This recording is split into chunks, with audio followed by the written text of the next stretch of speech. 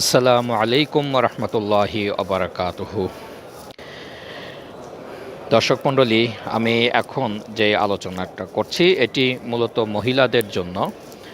আমরা পুরুষরা রওজা শরীফের সামনে দিয়ে যাতায়াত করি, অর্থাৎ সালাম দেই, ওদিক দিয়ে যে বাবু সালাম দিয়ে প্রবেশ করে জান্নাতুল বাকি গেট দিয়ে বের হই। কিন্তু মহিলারা কোন দিক দিয়ে যাবেন এটা নিয়ে অনেকে একটু কনফিউশনে থাকেন। তো আমি এখন আলোচনা করছি সেই আলোকেই। এই সামনে যেই গেট দেখা যাচ্ছে এটি হলো মূলত ২৬ নাম্বার বা ২৫ নাম্বার।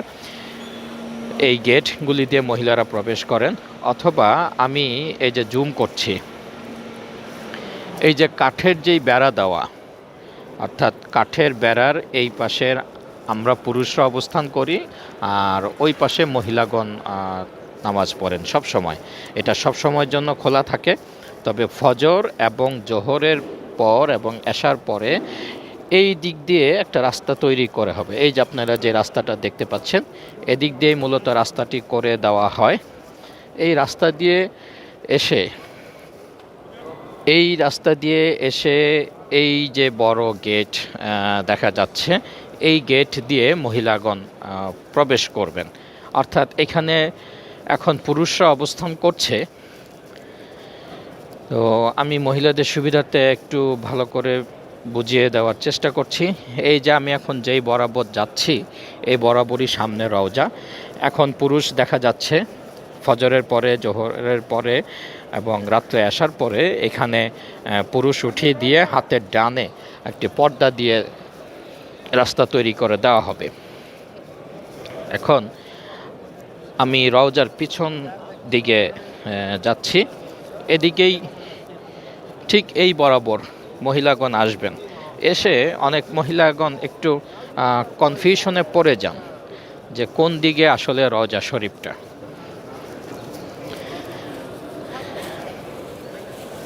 সামনে যেই বেড়া দেখা যাচ্ছে, এটি এখন রিয়াজুল জান্নাতে যেন লোকজন ভিড় করতে না পারেন, এই জন্য এই বেড়া দিয়ে এই ইয়াটি তৈরি করা হয়েছে। আমি এখন ঠিক অবস্থান করছি রাসূল করিম সাল্লাল্লাহু আলাইহি সাল্লামের রওজা মোবারকের পিছনে। ঠিক এই অবস্থানেই মহিলাদেরকে এই গেট খুলে দেওয়া হবে।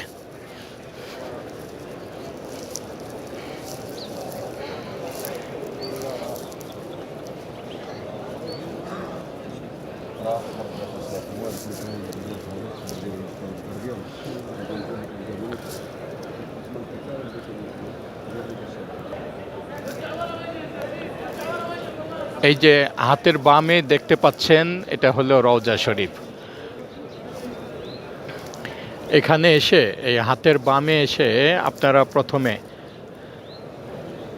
এই যে জুম করছি, এটি হলো রওজা শরীফ। এই বরাবর এসে আপনারা প্রথমে সালাম দিবেন, আসসালাতু আসসালামু আলাইকা ইয়া রাসূলুল্লাহ, আসসালাতু আসসালামু আলাইকা ইয়া হাবিবাল্লাহ, আসসালাতু আসসালামু আলাইকা ইয়া খাতামান নাবিয়্যিন।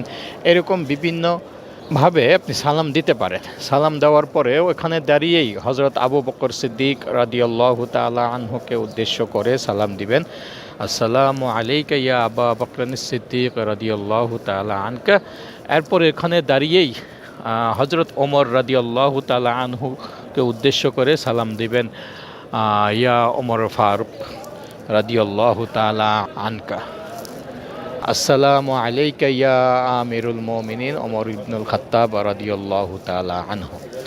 এভাবে সালাম দিয়েই আপনারা এই হাতের ডানে এখানে রিয়াজুল জান্নাহ, অর্থাৎ এই রওজার বামের কর্নার থেকে হাতের ডানে এখানে একটি মিম্বর আছে, মিম্বর পর্যন্ত হলো রিয়াজুল জান্নাহ।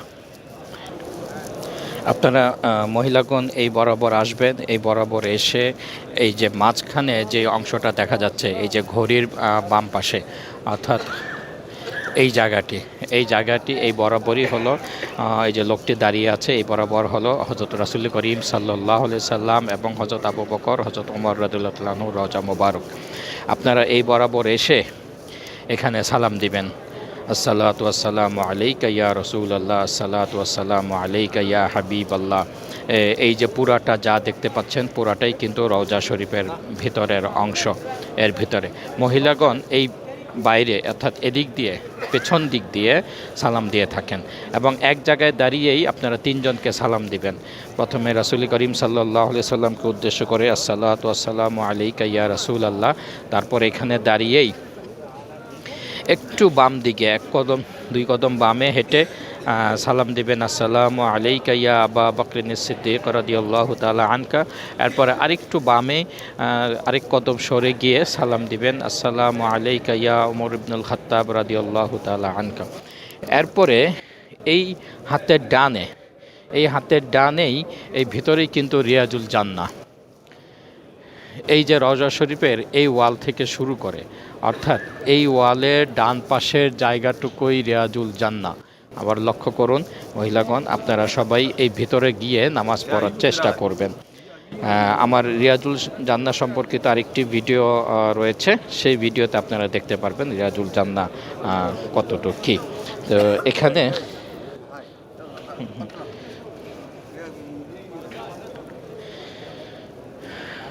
রিয়াজুল জান্নাহ, এই আবারও লক্ষ্য করুন নবীজির রওজার ডান পাশে, অর্থাৎ আমি এখন আমার হাতের বামে রয়েছে রওজা, তার বামে রয়েছে এই রিয়াজুল জান্নাহ।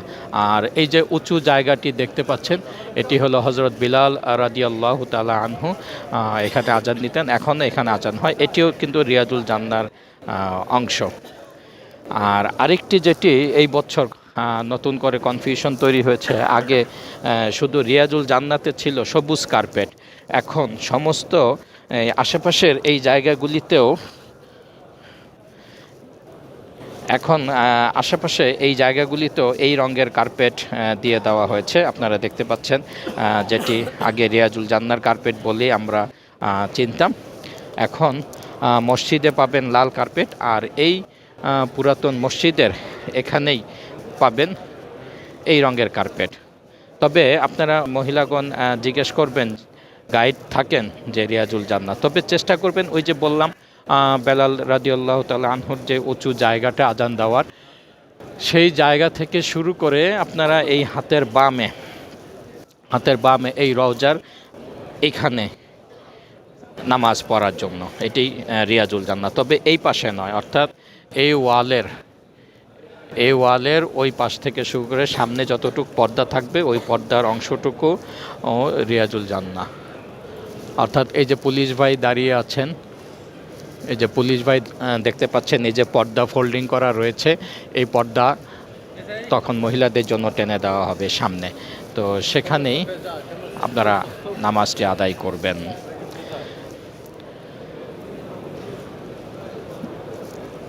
মাকারিম রওজা মুবারক মদিনা মুনাওয়ারা।